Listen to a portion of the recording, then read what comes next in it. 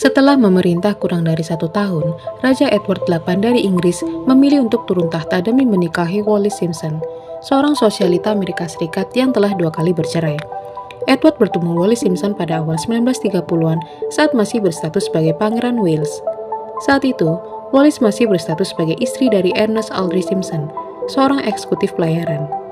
Pada tahun 1936, setelah Edward naik tahta menggantikan ayahnya, George V, hubungan mereka makin mendapat sorotan publik. Wallis kemudian mengajukan gugatan cerai dari suaminya, yang makin memperumit situasi. Gereja Inggris saat itu tidak mengakui pernikahan kembali bagi mereka yang bercerai dengan pasangan yang masih hidup. Selain itu, pemerintah Inggris dan negara-negara persemakmuran juga menolak gagasan tersebut, menganggap Wallis tidak layak menjadi permaisuri karena status perceraiannya.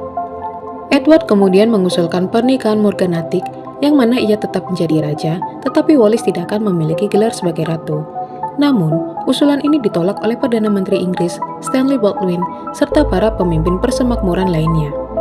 Pada 11 Desember 1936, Edward menandatangani instrumen abdikasi, menjadikannya Raja Inggris pertama yang secara sukarela turun tahta dan menyampaikan pidato pengunduran diri melalui radio. Setelah turun tahta, Edward diberi gelar Duke of Windsor.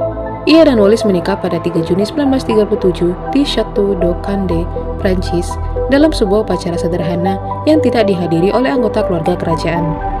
Pasangan ini kemudian menetap di Prancis hingga Edward meninggal pada 28 Mei 1972 di Paris akibat kanker tenggorokan.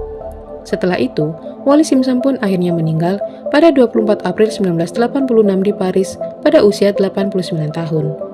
Ia dimakamkan di samping suaminya di Royal Burial Ground, Frogmore, Inggris.